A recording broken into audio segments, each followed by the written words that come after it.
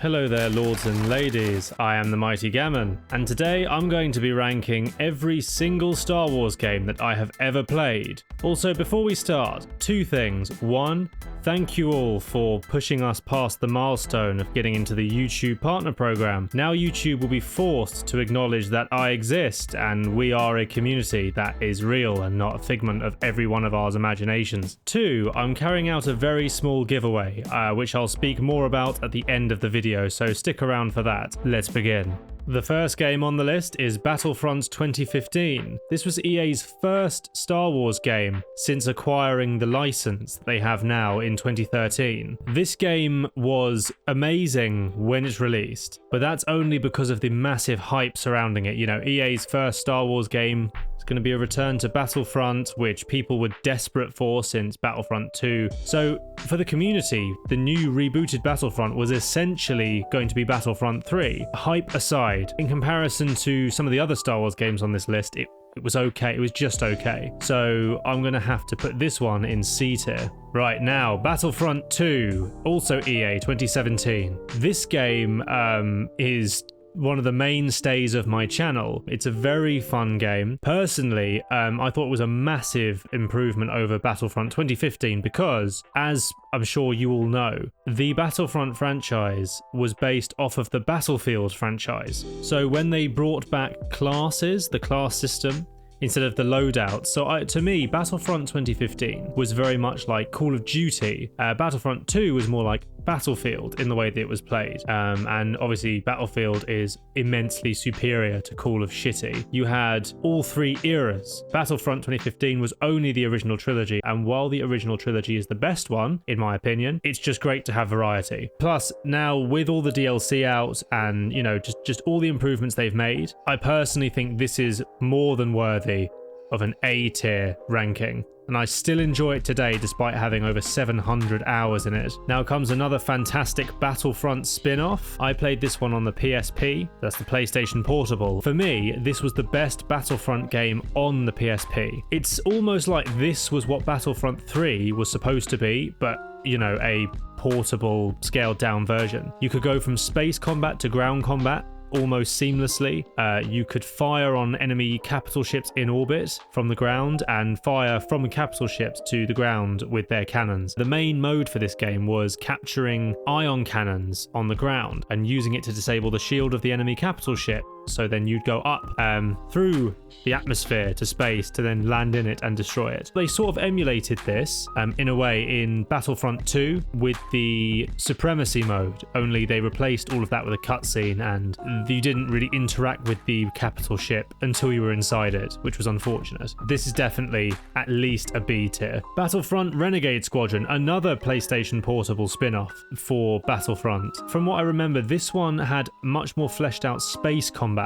There was no space to ground, it was space or ground like Battlefront 2. You had B-Wings, TIE Defenders, the ground combat was okay as well, was not quite as good as Elite Squadron in my opinion, so with that being said, C. The Force Unleashed. The thing about this is it had two distinct versions. One, which is what I played, was the Wii version, Nintendo's console, and the second one was on the PlayStation and I think maybe the Xbox as well, and the PC. The Wii version is categorically the best version of this game.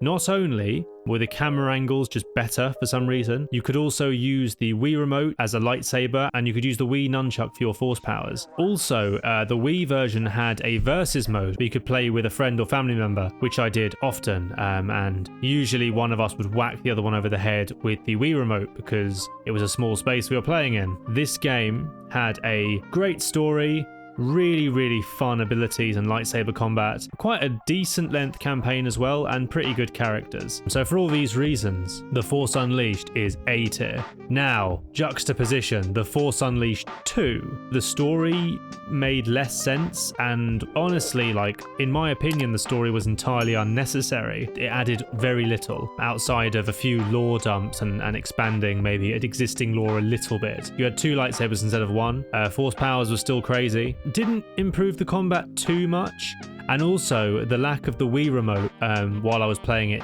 dampened the experience.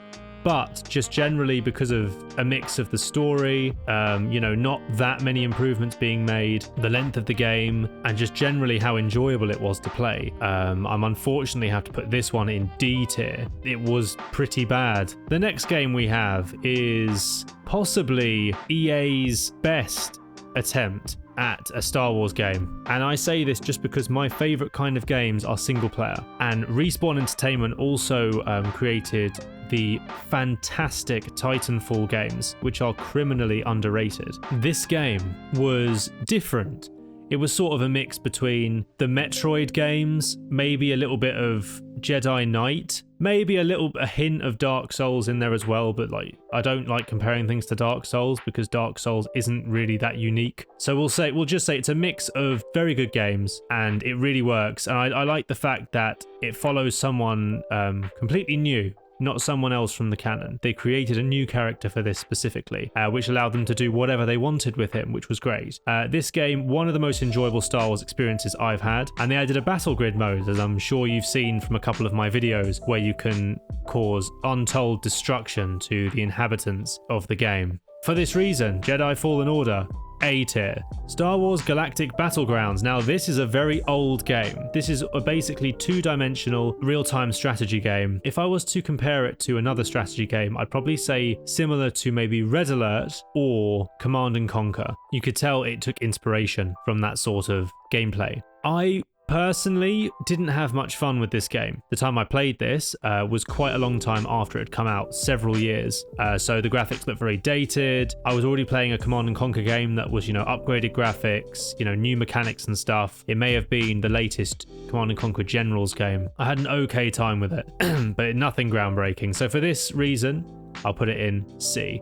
Jedi Knight 2, Jedi Outcast. Now, this is a very, very old game. If you were to pick this up and play now, be prepared for very, very dated visuals and gameplay. That being said, maybe 6-7 years ago I picked this up for the first time. It was fun. I had a decent time. If I'd played it when it came out, it would have been fantastic. But you play as Carl Katurn, a relatively famous character within the Star Wars fandom. You can use a variety of different Star Wars weapons. You can use lightsabers, the Force. The story was decent. All round a decent game and worth getting considering it's usually on sale for a few pounds at most. For this reason, I'm also going to put Jedi Outcast in C. Star Wars Knights of the Old Republic. This is an old BioWare game. The combat is similar to Dragon Age Origins or loosely similar to MMOs such as World of Warcraft. It's good. It's very, very good, in fact. And if I played it a little bit earlier, I would have probably had way more hype. The story is fantastic. I would recommend picking this game up and playing it if you can handle very dated combat and visuals. And it's made by BioWare, who have made some of my favorite games ever, the Mass Effect series and the Dragon Age series. For me, this was an A tier game. Now we move on to the sequel to Knights of the Old Republic, Sith Lords. This could have been an A tier for me. However, the development was plagued with issues. So when it released, it wasn't really complete, as in the game was finished. You could play through the story in its entirety, but there was a lot of things that needed to be fixed. There was quite a bit of world building and, side missions that should have been fleshed out more, but you could tell they were quite rushed. The main meat of the game, though, the main campaign, the main story was still fantastic. You had, there was choices in regards to like the light and the dark side. I won't spoil it, but they were really fun. Definitely, if you play Knights of the Old Republic and really enjoy it, definitely worth picking up. This one is B. Now we come to Star Wars The Old Republic. This game is similar in ways to Knights of the Old Republic, but this is an MMO game, which means that you play with a load of players. Usually, I don't like MMO games at all. I really do not like them. World of Warcraft for me is terrible. The Elder Scrolls Online is awful. Why just make another Skyrim? However, this game actually, with all the expansions and the content that they've been releasing, the story's actually pretty good, which is surprising. And the combat, even though it's basic MMO combat, it's still serviceable. If you like content, there is plenty of content here, way more than enough to keep you occupied for months. So for me, it sits somewhere in the middle. It's okay.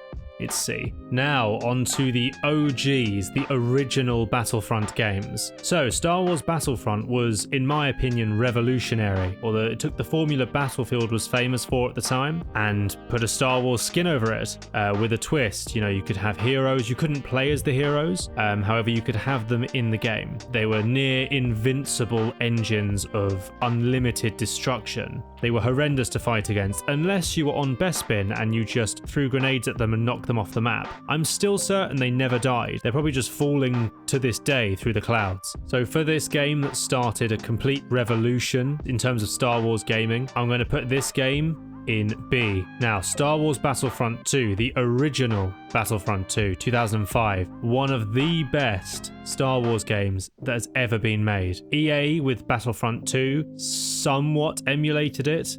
You know, this introduced space combat with capital ships. Ground combat was improved. The Galactic Conquest turned into an actual galaxy map rather than in Battlefront 1 where you just had like 4 or 5 planets depending on your era you were playing. In this one, you actually built ships and moved them around the galaxy to engage in space and ground combat. This game is what EA tried to recreate, and they almost did, but they did fall a bit short of the mark. For this reason, Star Wars Battlefront 2, the original one, goes straight into unbeatable. There has never been a Star Wars shooter that has come close to how fun this game was, and I'm not sure there ever will, to be honest. We come to Lego Star Wars, the complete saga. So, I'm not a big fan of Lego games, personally. However, this game was very fun, and just for the fact it had all of the films at the time, meant it had lots of content and lots of characters that you could use. It was good fun, especially playing with, I used to play it with my brother, but playing it with people made it a lot more fun. So I'm going to put this game in the good game category, B. Lego Star Wars, The Clone Wars. This game, very similar gameplay and general mechanics to the complete saga, just for the fact that there's less content. Obviously, the Clone Wars aspect, you've got a lot more Clone Wars than you would have in the complete saga, but the lack of variety in terms of the characters and locations. So for this reason, still okay, decent game, but it goes in C tier. Now, EA's latest Star Wars release, Star Wars Squadrons. This game, in honesty, was a massively improved version of Battlefront 2's space combat mode. In a sense, it was a bit more of the same, but just much better. For me, because I love space combat in Star Wars, this game really interested me, and I was very hyped for it. If you can get it on sale, I would 100% recommend playing it. It's the best version of Star Wars space combat that we've got so far. For this reason, this one is going in B for downloading some bitches. Okay, we come on to Star Wars Bounty Hunter. Now, this game was interesting. It's very old. I played it on the PS2 a long time ago. I was still in secondary school when I played this game. In this game, you play as Jango Fett, which is really cool. Personally, though, the story really did not interest me. The gameplay was pretty bland. I wasn't a massive fan. All in all, I just didn't have that much fun on this game. I did complete it. I wouldn't replay it. For that reason, this game goes in D for pretty bad. Star Wars Republic Commando. This is an absolute classic game. You play as one of a squad of commandos infiltrating a base on Geonosis. It had great shooting. It had teamwork between you and your AI allies. The enemies felt dangerous but easy to overcome with the right tactics. I've still, to this day, never been scared as much by super battle droids as I was in Republic Commando. I'm going to put this in A tier. Episode 3, Revenge of the Sith. This directly follows the Revenge of the Sith film. And actually, I'm pretty sure it released before Revenge of the Sith did in cinemas, and some people had the film's ending spoiled by the game, which is hilarious. The campaign was good, the combat was pretty decent. They took clips from the film itself for most of the cutscenes, and they actually, to my knowledge, got the original cast to voice most of the characters in the game, so that was all really cool. The best part about this game, in my opinion, is the duel mode. It's a 1v1 dueling arena. You can choose from a selection of characters from the base game to duel each other. I made a video about this, and I might make another one of me just playing the dueling mode, so check that out if you haven't already. Just for it being an all-round good game, you know, nothing insane, but good, I'd give it a B tier. Star Wars Starfighter. I'd be surprised if many of you had heard of this game. This was a PlayStation 2 game where you played as a Republic starfighter. It was my first experience with a Star Wars ship combat game. You could play in atmosphere or in space depending on what mission you were playing. To my knowledge, the game just had a campaign. I can't remember, it was so long ago. All I remember playing this game was I played it from waking up until going to bed. I'm pretty sure, other than a couple of toilet breaks, I played it for 12 hours. That's how much fun I had on the game at the time. I don't know if it's possible to get it now, maybe on a PlayStation 2 emulator for PC. There's a lot of games you can get for free on them now. This game would get a B tier from me. Now we come to some of my favourite Star Wars games of all time. Star Wars Empire at War is a pretty old now, pretty dated, although you can get it on Origin and Steam. This to me was completely revolutionary. The ground combat was okay, it was fun. The space combat was amazing in this game, like really, really fun strategic space combat. I could play it for weeks at a time. It also came with a Galactic Conquest mode similar to the one that was in Battlefront 2, which could include tens of planets, and each planet you could create buildings, units, you know, infrastructure, defenses. As the Empire, you could create the Death Star after a certain amount of time. You could have your heroes. You could send a fleet to attack an enemy fleet above their planet, blockade the planet, and attack on the ground. And because your fleet was in orbit, you could call in bombing runs, and it really was so immersive and so good. I'd say just for the Galactic Conquest alone, this game is literally up there with my top like 3 or 4 strategy games I've ever played. For this reason, the original Empire at War game, which I highly recommend you check out, gets an A tier. Star Wars Empire at War: Forces of Corruption. This game technically is an expansion to Empire at War, but this came out in a time where a game expansion was essentially a whole new game. I wish we had that now. Now we've got shitty live service that does nothing for anyone. Although I preferred the campaign, the main story in the base Empire at War game, because the main story in this you play as a criminal organization, the Zahn Consortium, and in the original you play as either the Empire or the Rebels. However, the campaign for me wasn't the main point of these games, the Galactic Conquest was. And this game improved the ground combat by way of adding more units, more buildings, way more planets, and the space combat with the same thing, you know, just more variety and an extra faction. And also what it did is Galactic Conquest, it added the Zahn Consortium. They had infiltration, corruption, it added TIE Defenders, B-Wings for the Empire and Rebels. You had the Death Star 2, which could also fire on spaceships as well as planets. This game also introduced Super Star Destroyers for the Empire as well. Basically, the Empire was massively overpowered in Galactic Conquest, but both the Rebels and the Zahn Consortium had great ways of countering this. And because this expansion, in my opinion, took everything from the already amazing Empire at War and improved in every aspect, this game is right up with Star Wars Battlefront 2, the original, in unbeatable. We're never going to get a Star Wars strategy game that comes close to how fun this was. Next we come to one of the greatest games ever made, Star Wars Commando. Now this game's really cool. It's like Clash of Clans, only somehow worse. You go to build something in this game, and honestly the entire Galactic Civil War would be over before my barracks had been constructed. Really, really good. Nice predatory practices in here as well. Can buy things to improve building times, you know, it's all really good stuff, really good stuff. And for this reason, this goes in unplayable molten rubbish. What a piece of crap.